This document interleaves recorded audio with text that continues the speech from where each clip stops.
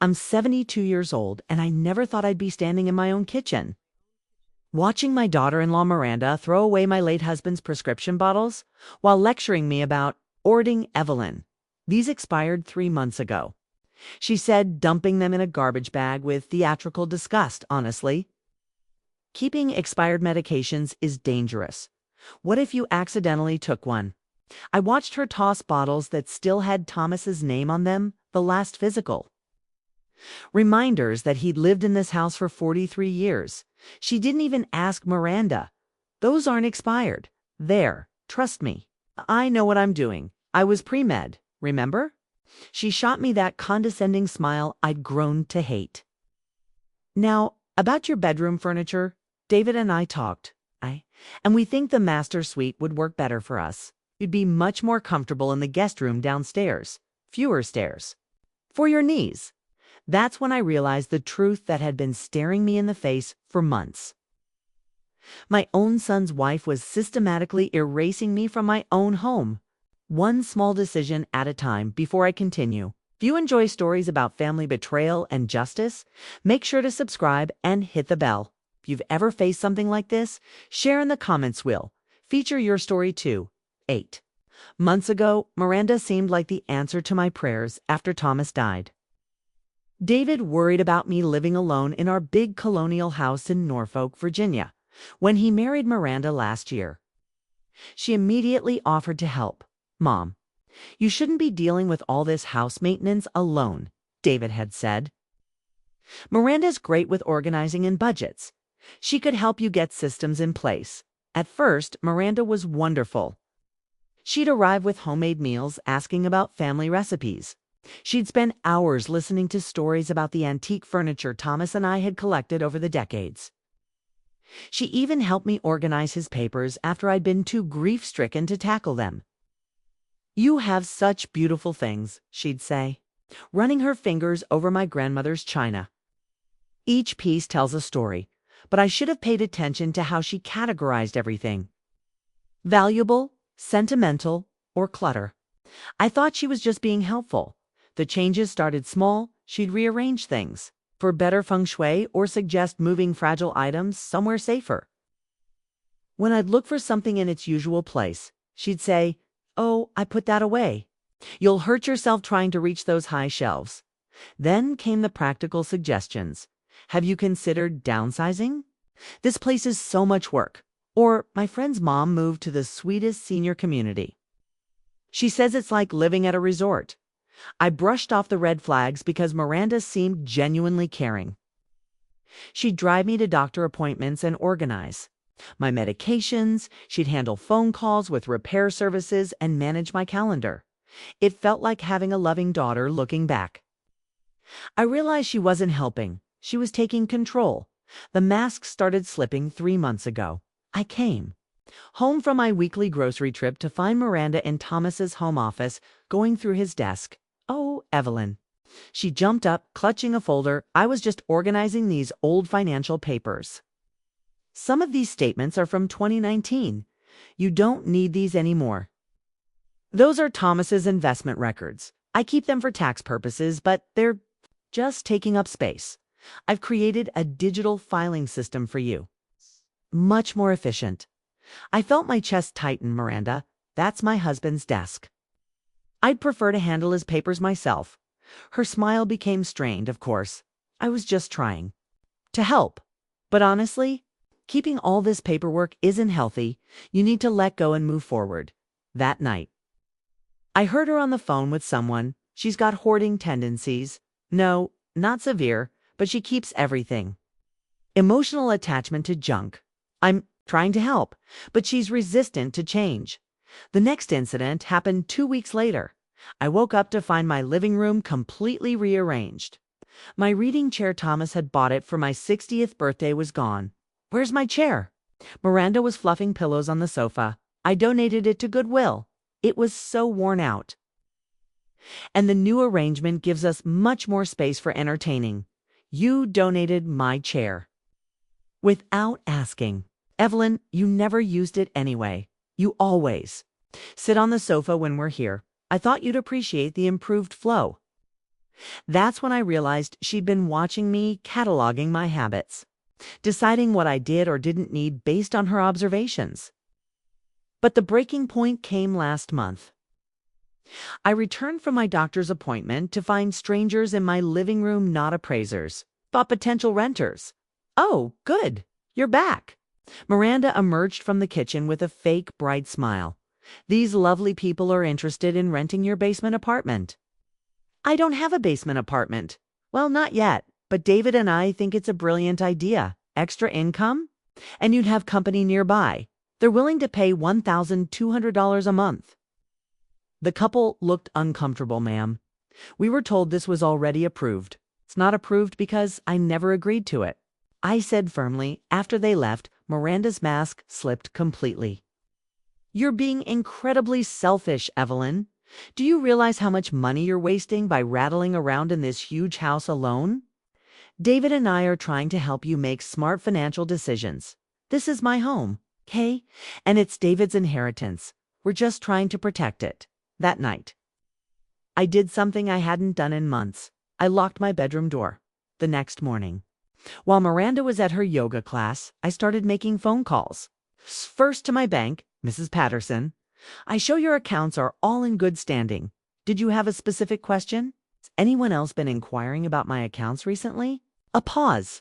"Well, your daughter-in-law called last week asking about setting up online banking access for you. She said you were having trouble remembering passwords." My blood went cold. "What did you tell her?" "Nothing. Of course, we can only discuss accounts with the primary account holder unless you've specifically added someone as an authorized user." Next, I called my insurance company. Same story Miranda had called asking about. Updating emergency contacts and clarifying coverage. For home modifications, then I called Dr. Peterson, my family doctor for the past 15 years. "Evelyn, how are you feeling after our appointment yesterday?" "Actually, Dr. Peterson, I wanted to ask, has anyone contacted you about my medical information?" "Your daughter-in-law called this morning, actually. She was concerned about your memory and wanted to discuss your cognitive assessment results." "What cognitive assessment?" "The one I recommended yesterday when you mentioned forgetting where you put your keys sometimes." I had mentioned it as a joke, the way anyone might, but Miranda had already weaponized it that afternoon. I drove to the Norfolk County Courthouse and requested copies of any recent property records for my address. What I found made my hands shake.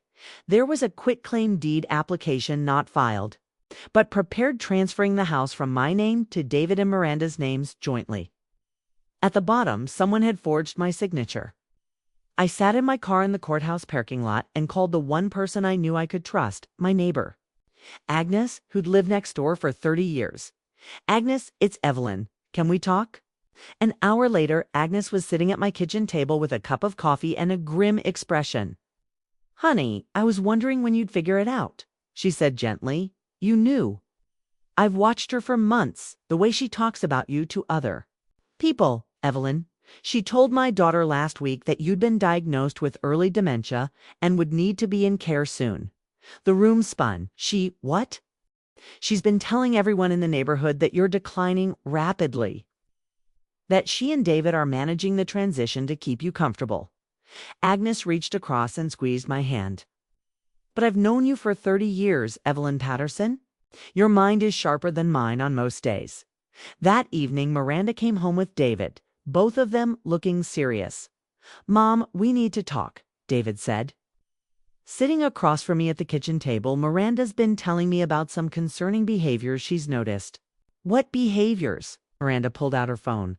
"I've been documenting everything, just in case we need medical intervention." She scrolled through photos. "Here's expired food I found in your refrigerator. Here's medication you forgot to take. And yesterday, you left the stove on for 3 hours." I stared at the photos. The expired food was yogurt with yesterday's date.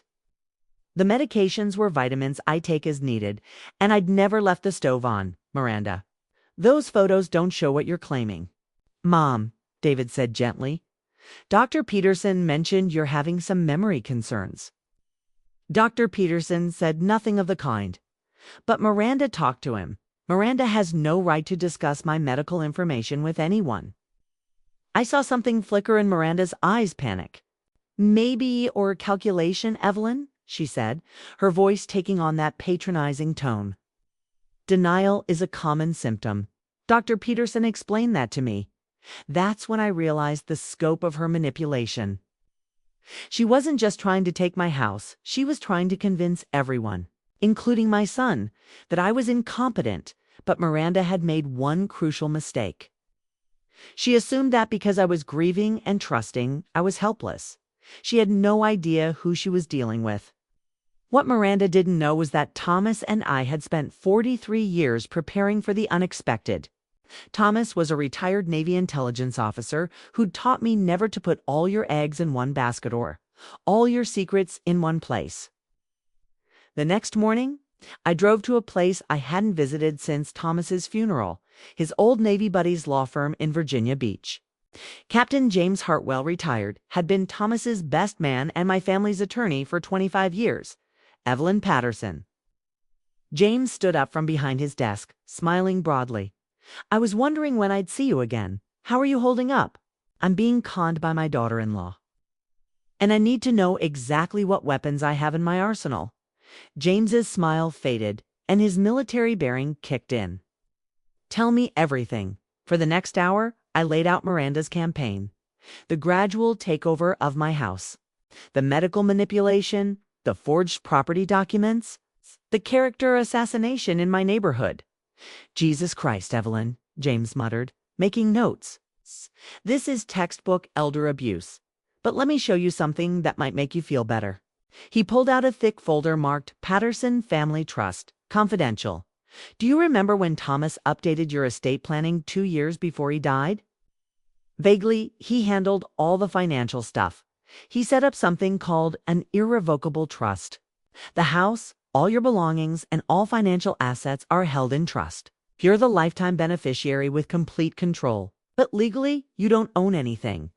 I don't understand. It means nobody can force you to sell, transfer, or give away anything. Because technically, you don't own it to give away. The trust owns it. And Miranda and David can't touch a single thing without the trustee's approval. Who's the trustee? James smiled. I am. And Thomas left very specific instructions about what should happen if anyone tried to manipulate or abuse you. He opened another folder. There's more, Evelyn. Thomas was worried about exactly this scenarios, someone targeting you after he died. So he made sure you'd have options. What kind of options? Are you aware that you currently have approximately $2? $8 million in assets. I nearly fell out of my chair. What? The house is worth about $850,000, but Thomas was a very smart investor. The stock portfolio, bonds, and 3 rental properties in Chesapeake are worth just over $2 million. You have a monthly income of about $12. 0 from various investments. I sat there, speechless. Thomas and I had lived modestly our entire marriage. I knew we were comfortable, but millionaires. He wanted to tell you on your 50th wedding anniversary, he was planning a big celebration. And a surprise announcement that you could travel anywhere you wanted. Buy anything you wanted, never worry about money again.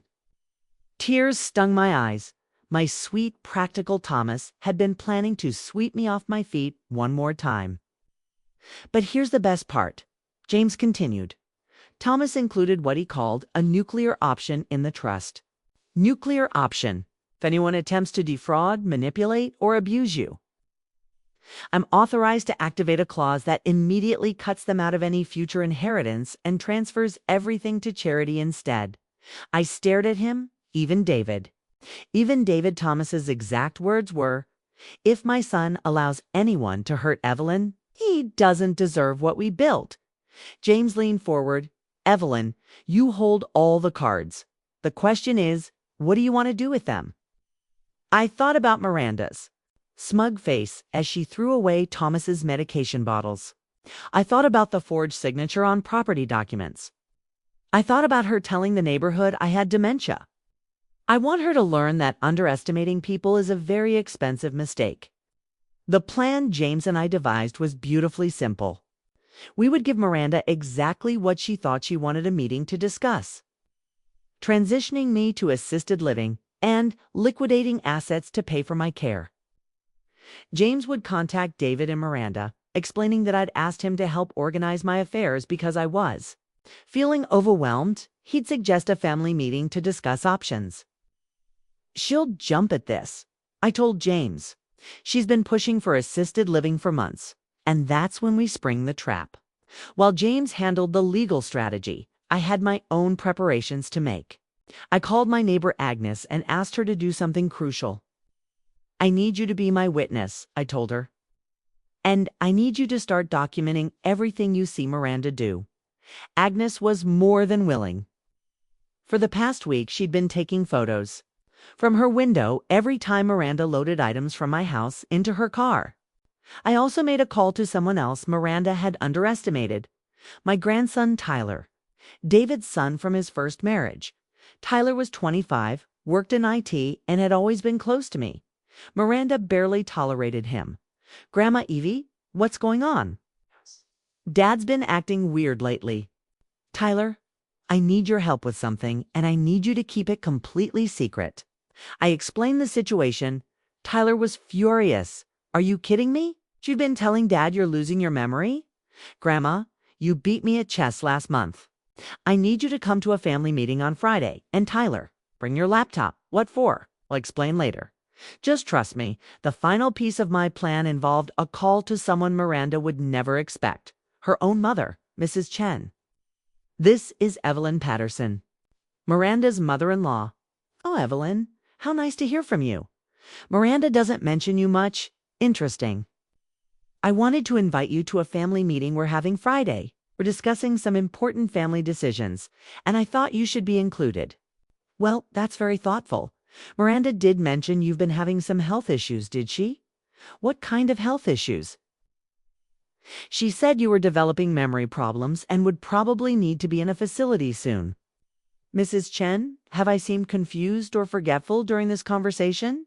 "No, you sound perfectly fine." "Then perhaps you and I should have a longer conversation on Friday." Friday arrived, and James's conference room filled up exactly as planned. David and Miranda sat on one side of the table, looking like they'd already won the lottery. Miranda's mother, Mrs. Chen, sat quietly in the corner, looking puzzled. Tyler slouched in a chair with his laptop bag. And Agnes sat primly with a manila folder full of photographs. "Thank you all for coming." James began formally. "Mrs. Patterson has asked me to facilitate this family meeting about her future care and the disposition of her assets." Miranda straightened up, barely containing her excitement. "We're so glad Evelyn is finally ready to make some practical decisions." "Indeed," James said.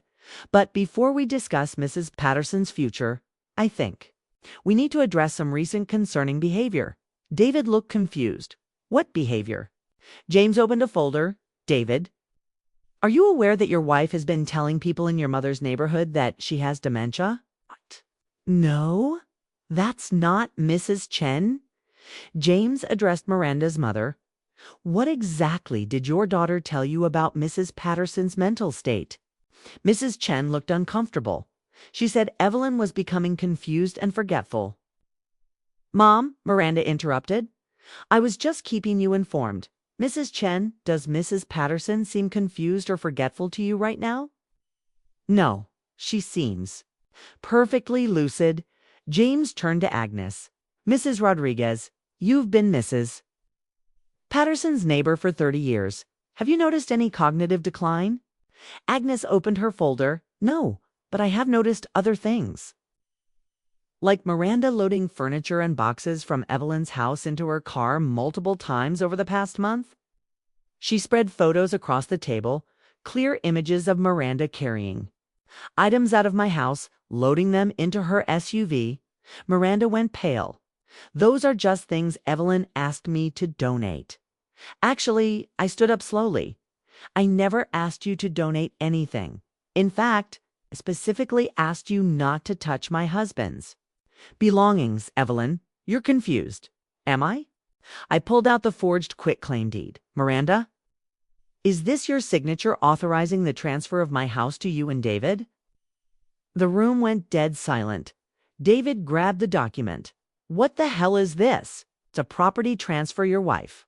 Prepared without my knowledge or consent with a forged signature. Miranda was breathing rapidly now. I was just preparing paperwork in case, what? In case you convinced everyone I was incompetent. Tyler opened his laptop. Actually, I have some interesting information about that. Everyone turned to look at him. Miranda, you asked me last month to help you research assisted living facilities, remember? You said it was for Grandma's own. Good. Miranda nodded hesitantly. So I did some research. But I also did something else. Tyler turned his laptop around. I installed a small recording app on Grandma's phone just to help her remember important conversations. You said, but you know what it actually recorded? He pressed play. Miranda's voice filled the room. No, Mother Patterson, we won't need to find another place. David's finally seeing reason about his mother's situation. The house is perfect for us. All that antique furniture will sell for a fortune. David's face went white.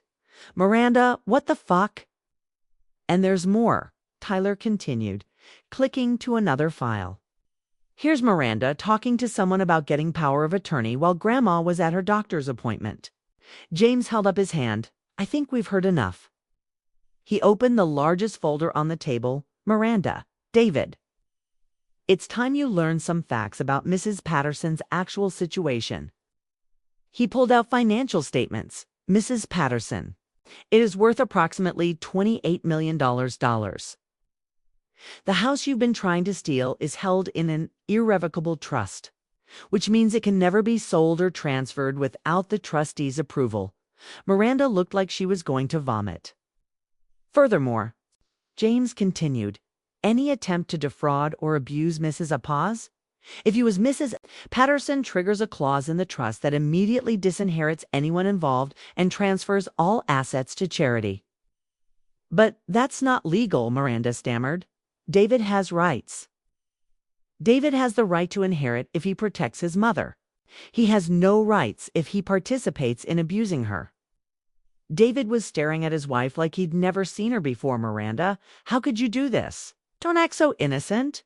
She snapped, her mask finally completely off. You were perfectly happy to go along with everything when you thought you'd get the house. I thought we were helping my mother. Your mother doesn't need help, she needs to get out of the way. Room erupted. David started shouting at Miranda. Mrs. Chen was crying, and Agnes was taking notes like a court reporter. But I felt oddly calm. I stood up again and spoke quietly. But something in my voice made everyone stop talking. Miranda, you made several mistakes.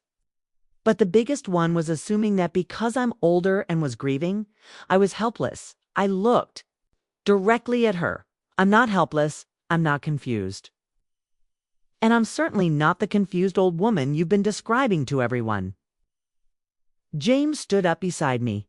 Mrs. Patterson, what would you like us to do? I looked at David, who was sitting with his head in his hands. My heart broke for him, but I also felt proud that he was finally seeing the truth. James, I want Miranda out of my house by tomorrow. I want every single thing she took from my home returned, and I want a restraining order that prevents her from coming near me or my property. And David. I looked at my son, who raised his head to meet my eyes. David gets to choose what kind of man he wants to be, but he needs to choose. Quickly. I'm sitting in my garden now, the same spot where Thomas and I used to have coffee every morning. The roses he planted are blooming beautifully. And the house behind me is exactly as it should be, filled with 43 years of memories and not a single thing out of place. David visits every Sunday. He filed for divorce 3 weeks after the confrontation. Miranda tried to fight it, claiming she deserved half of his future inheritance. But her lawyer quickly advised her to settle when he learned about the evidence of attempted fraud. She moved back in with her mother in Richmond. Mrs. Chen calls me occasionally to apologize and check on how I'm doing. She's mortified by her daughter's behavior, and has been going to therapy to understand how she missed the signs. The most surprising outcome. Tyler moved in with me last month. He was laid off from his tech job and needed a place to stay while he looked for work. But more than that, he wanted to spend time with me.